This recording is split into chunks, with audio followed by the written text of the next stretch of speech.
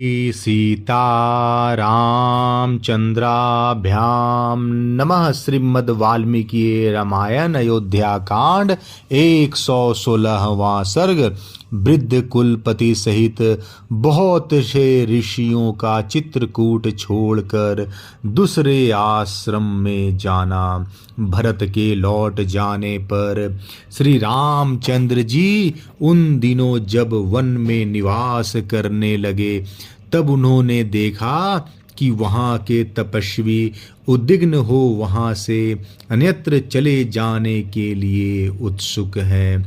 पहले चित्रकूट के उस आश्रम में जो तपस्वी श्री राम का आश्रय लेकर सदा आनंद मग्न रहते थे उन्हीं को श्री राम ने उत्कंठित देखा, मानो वे कहीं जाने के विषय में कुछ कहना चाहते हो। नेत्रों से भौएं टेढ़ी करके श्री राम की ओर संकेत करके मन ही मन शंकित हो आपस में कुछ सलाह करते हुए वे तपस्वी मुनि धीरे धीरे परस्पर वार्तालाप कर रहे थे। उनकी उत्कंठा देख श्री रामचंद्र जी के मन में यह शंका हुई कि मुझसे कोई अपराध तो नहीं बन गया।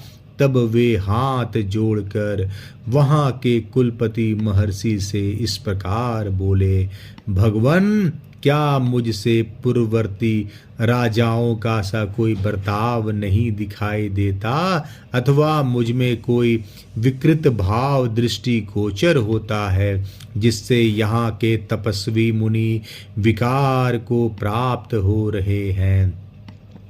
क्या मेरे छोटे भाई महात्मा लक्ष्मण का प्रमादवश किया हुआ कोई ऐसा आचरण ऋषियों ने देखा है जो उसके योग्य नहीं है?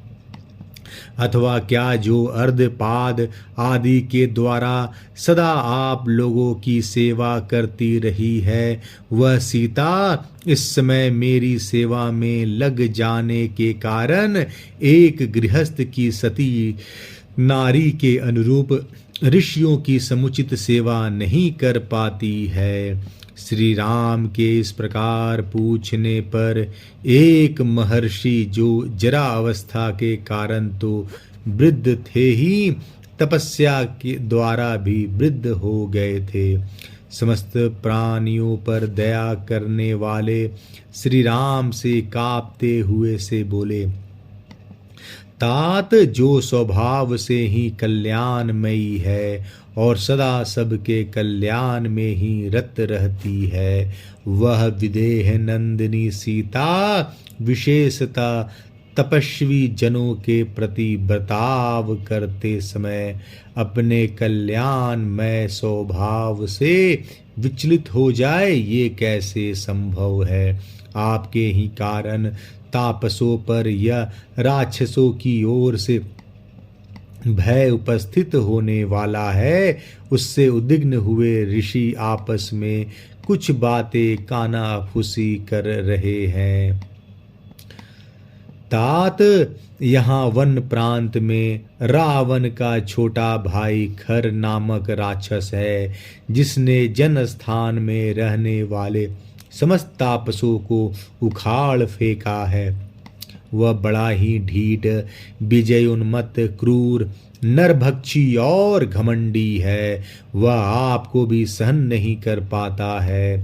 तात, जब से आप इस आश्रम में रह रहे हैं तब से सब राक्षस तापसों को विशेष रूप से सताने लगे हैं। वे अनार्य राक्षस विवत्स, घृणित, क्रूर और भीषण, नाना प्रकार के विकृत एवं देखने में दुखदायक रूप धारण करके सामने आते हैं और पापजनक अपवित्र पदार्थों से तपस्वियों का स्पर्श कराकर अपने सामने खड़े हुए अन्य ऋषियों को भी पीड़ा देते हैं। वे उन आश्रमों में अज्ञात रूप से रहकर छिप जाते हैं और अल्पज्ञ अवधान तापसों का विनाश करते हुए वहाँ सानंद विचरते रहते हैं।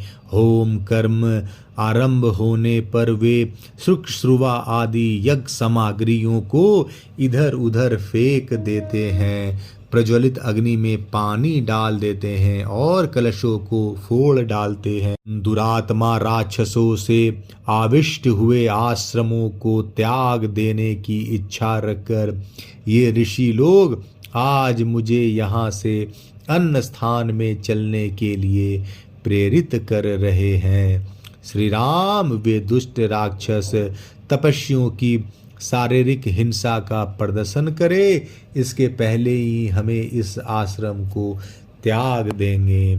यहाँ से थोड़ी ही दूर पर एक पवित्र वन है जहाँ फल मूल की अधिकता है, वहीं अश्व मुनि का आश्रम है। अतः ऋषियों के समूह को साथ लेकर मैं पुनः उसी आश्रम का आश्रय लूंगा। श्री राम, खैर आपके प्रति भी कोई अनुचित बर्ताव करे, इसके पहले ही यदि आपका विचार हो तो हमारे साथ यहाँ से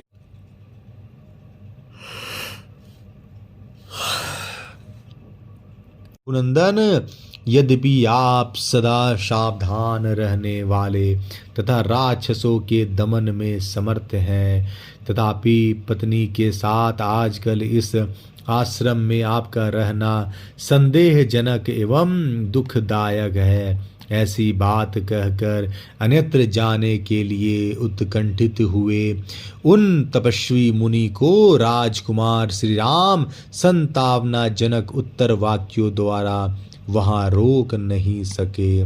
तत्पश्चात वे कुलपति महर्षि श्री रामचंद्र जी का अभिनंदन करके उनसे पूछकर और उन्हें सांत्वना देकर इस आश्रम को छोड़ वहां अपने दल के ऋषियों के साथ चले गए। श्री रामचंद्र जी वहां से जाने वाले ऋषियों के पीछे पीछे जाकर उन्हें विदा दे कुलपति ऋषि को प्रणाम करके परम प्रसन्न हुए। उन ऋषियों की अनुमति ले उनके दिए हुए कर्तव्य विशेषक उपदेश को सुनकर लौटे और निवास करने के लिए अपने पवित्र आश्रम में आए। उन ऋषियों से रहित हुए आश्रम को भगवान श्री राम ने एक क्षण के लिए भी नहीं छोड़ा। जिनका ऋषियों के समान ही चरित्र था, उन श्री रामचंद्र जी में निश्चय ही ऋषियों की रक्षा की शक्ति रूप गुण विद्यमान है। ऐसा विश्वास रखने वाले कुछ तपस्वी जनों ने सदा श्री राम का ही अनुसरण किया, वे दूसरे किसी आश्रम में नहीं गए। अयोध्या कांड 116वां सर्ग समाप्त। जय श्री राम।